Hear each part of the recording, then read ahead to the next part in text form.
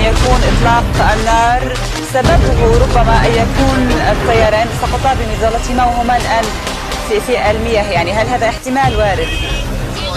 هناك فريق من الجزيرة يتابع عملية البحث عن كسب. نحن مشاهدة الصور وقد يصدر في أي لحظة أي جديد نستطيع أن نراه بأم العين.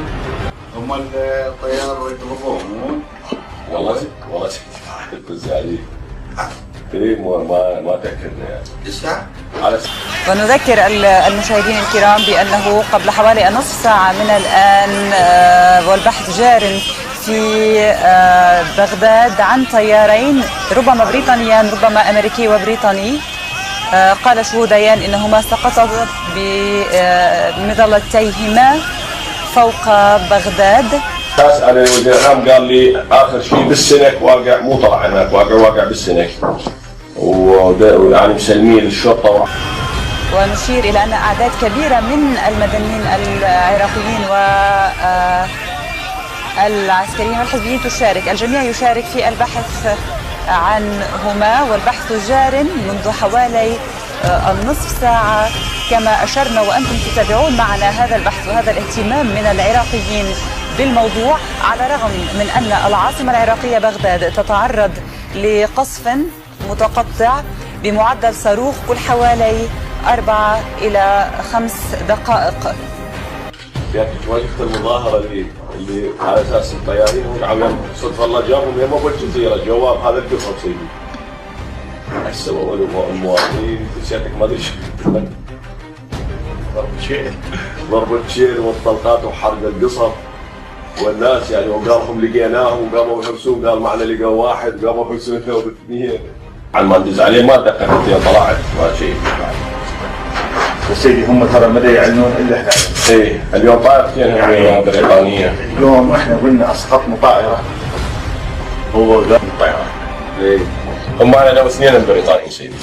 لا. كانت هذه المشاهد عام 2003 أثناء بداية الغزو الأمريكي البريطاني للعراق، وقد تم في حينها إسقاط طائرة أباتشي أمريكية بعدما تمكنت المضادة الجوية الدفاعية العراقية من إسقاطها.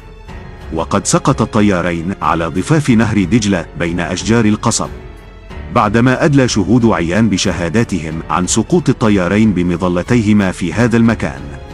وقد جرى في حينها استدعاء أفراد من الجيش العراقي للبحث عنهما في النهر وبين أشجار القصب، وتم إشعال النيران في الأشجار في محاولة لإخراج الطيارين المختبئين.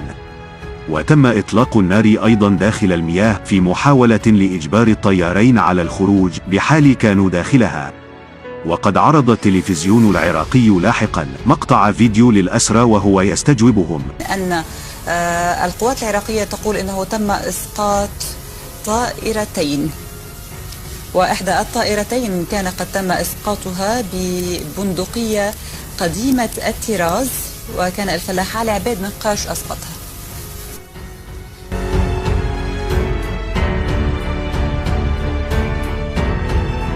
تلك المشاهد واللقطات لا يذكرها سوى من عاشها في تلك الفترة، وهي تاريخ لا ينسى. قد عرض التلفزيون العراقي في حينها صورا لمروحية عسكرية أمريكية أسقطت في كربلاء، وأظهرت الصور مروحية تحتفظ بشكل كبير بهيكلها كما هو، ويحيط بها عراقيون يلوحون ببنادقهم. وبدت الطائرة السوداء وهي تحمل صواريخ موجهة وعليها علامات أمريكية، وعرضت الصور في تلفزيون الشباب العراقي الذي كان يشرف عليه عدي نجل الرئيس العراقي صدام حسين.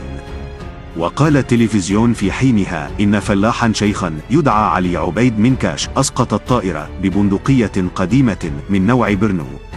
وأظهر التلفزيون الفلاح وهو يقف إلى جانبها حاملا بندقيته القديمة.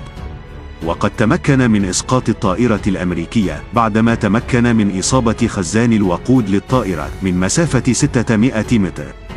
وقال إنه وإخوته كانوا يتوقعون هجوما عندما حلقت الطائرة فوق رؤوسهم، فأطلق النار عليها وأسقطها.